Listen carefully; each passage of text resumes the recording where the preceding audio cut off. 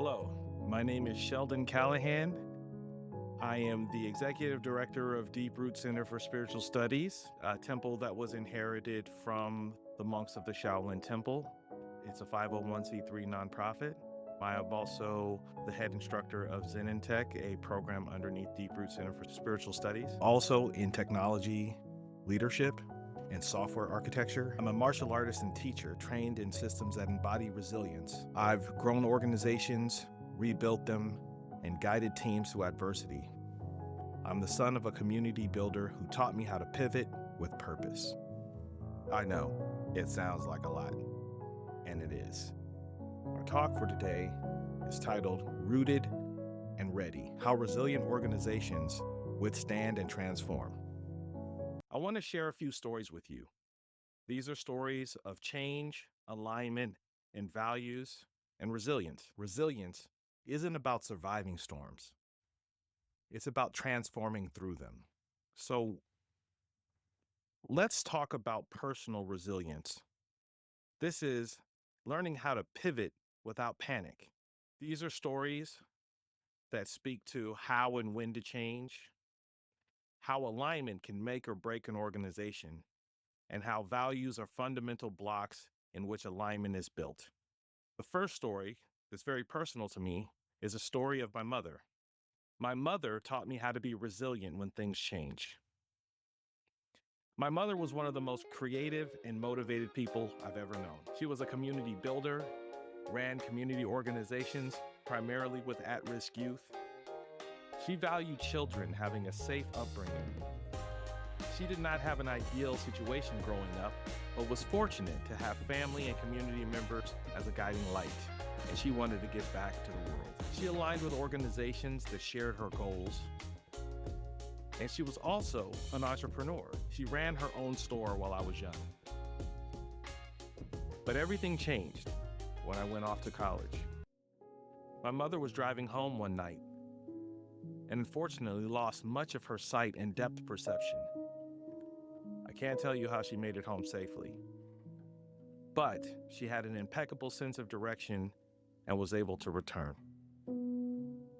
After many procedures, it was clear that her sight would not return, and in an instant, her life changed.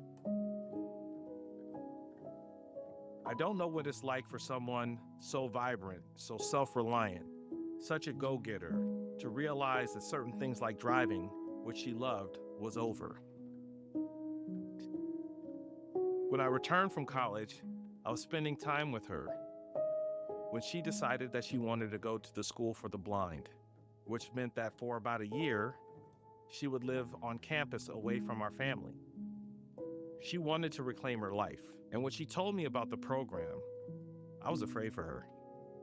The thought of my mother being alone and away from the family with what I saw at the time as a disability stoked the fire of my fears. It also illuminated my limiting beliefs, and that was evident. She calmly reassured me that you must change when life changes. You cannot be held captive to your circumstances. During the time when she was at the school for the blind, she learned woodshop, walking with a cane alone, braille, self-defense, and other skills. My mother not only finished her program, she went on to complete many of her other goals, like becoming a master gardener.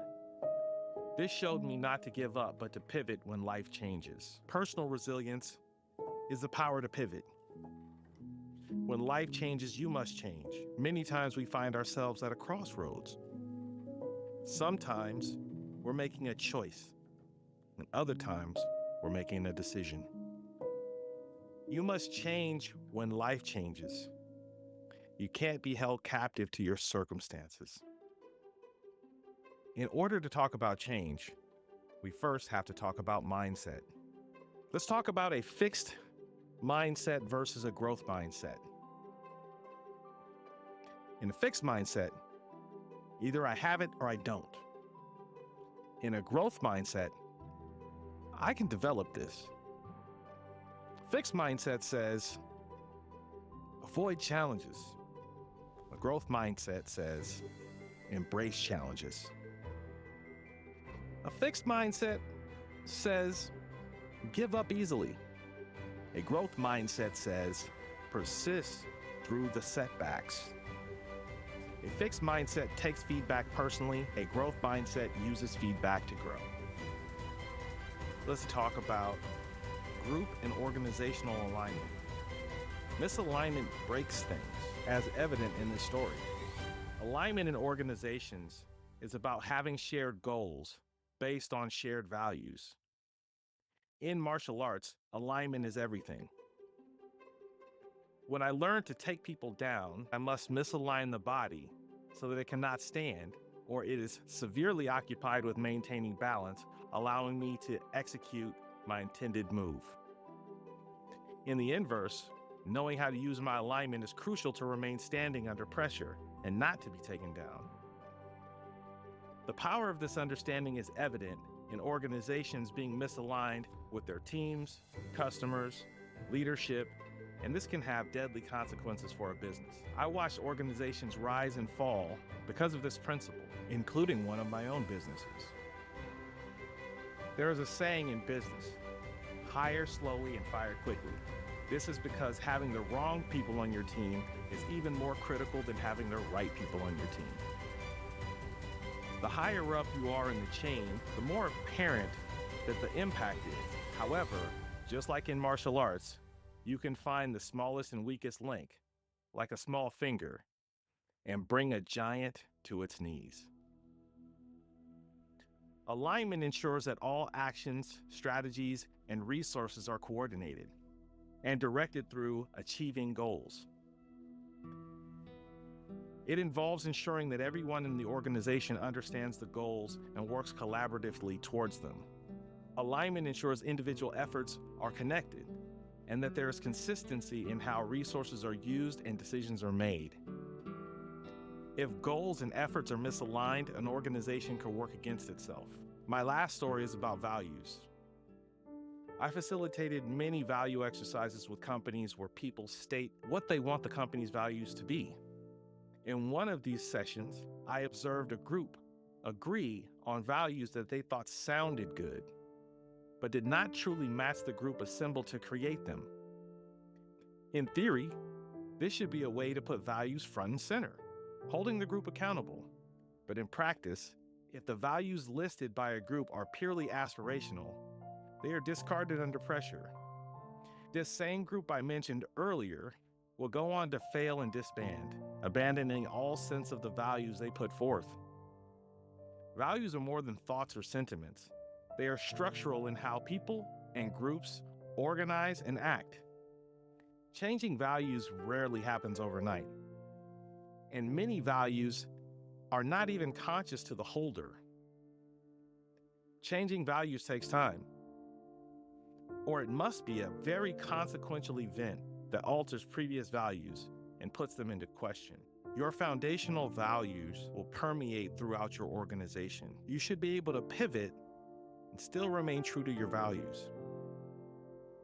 Once your values erode, so can your business, or at least the business that you thought you had.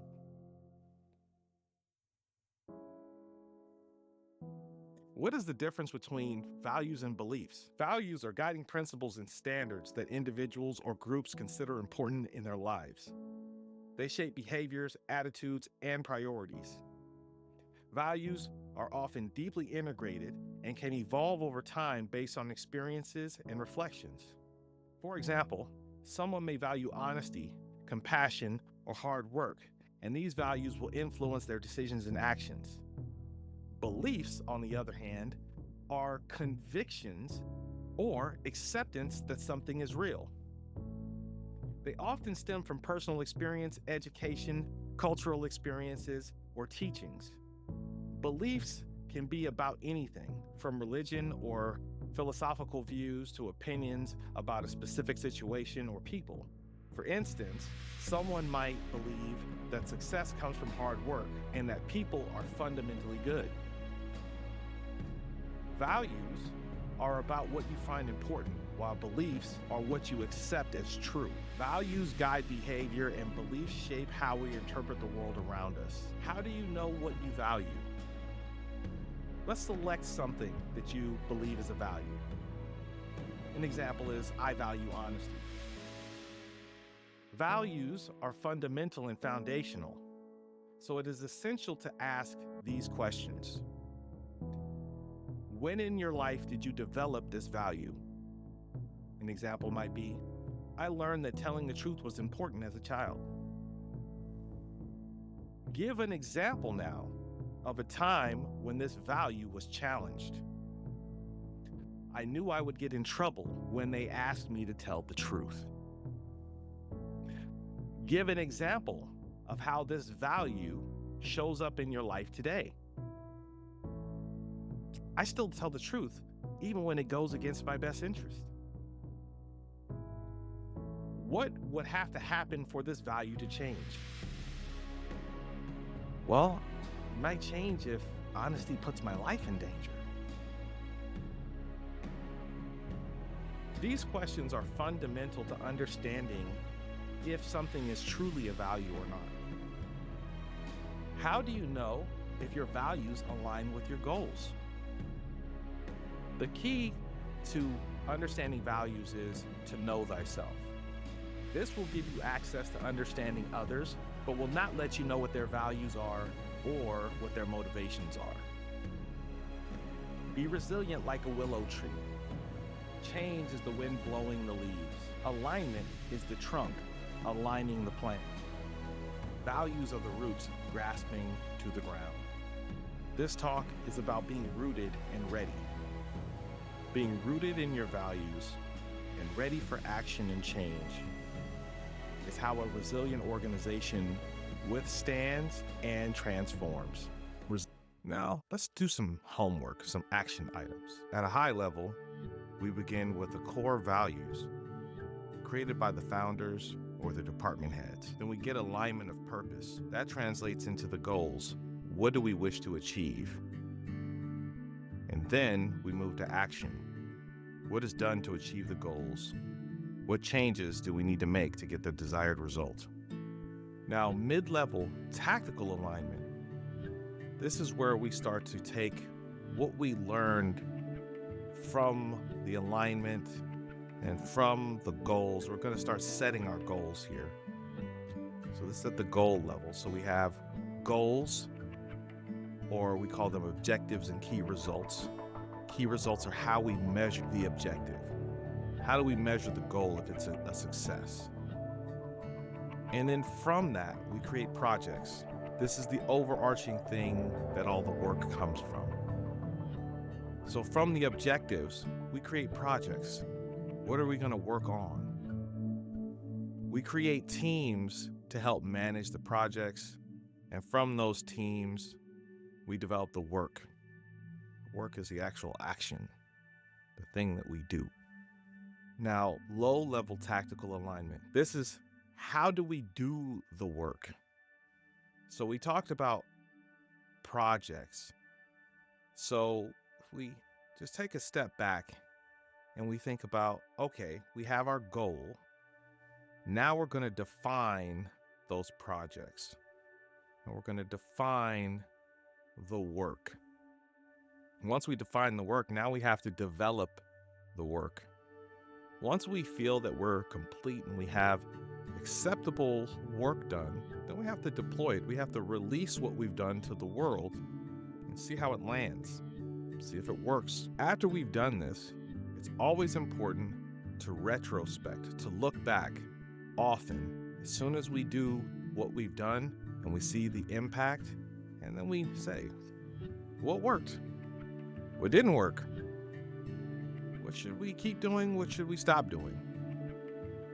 And what are our action items for the next time? And then we repeat this cycle. Define, develop, deploy, retrospect, and repeat. And the retrospection is what allows you to have that change in your cycle consistently. We continue to change, we continue to improve, we continue to change. We start small, we do a thing. Did that work? Okay, great. Or no, that didn't work. Let's pivot, let's change. And then we define what we need to do. We develop what we need to do. We deploy it again. We retrospect. We look back. Did that work? Yes, let's do it again. So on and so forth. So these are ways to keep consistency, but keep your company, keep your organization agile enough to change. And when you have a big change, you have to pivot. It's already a part of your DNA.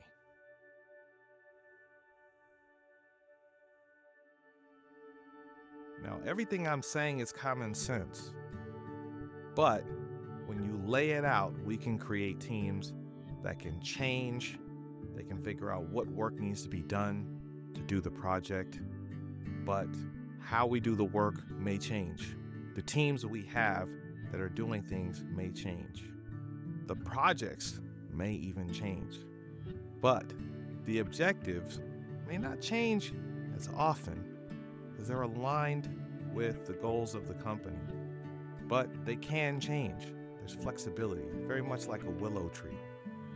But the values, they're anchored and rooted as a part of who we are.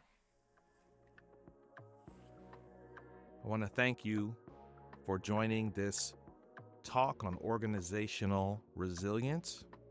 Hopefully what I've shared today resonates with you, reinforces what you're already doing, or gives you ideas on how you can do things differently. And if you want to talk more, you can reach out to me at our website. The Deep Root has many resources to help people with change. Our practice is a practice of resilience with mindfulness, qigong, martial training, career wellness, and more.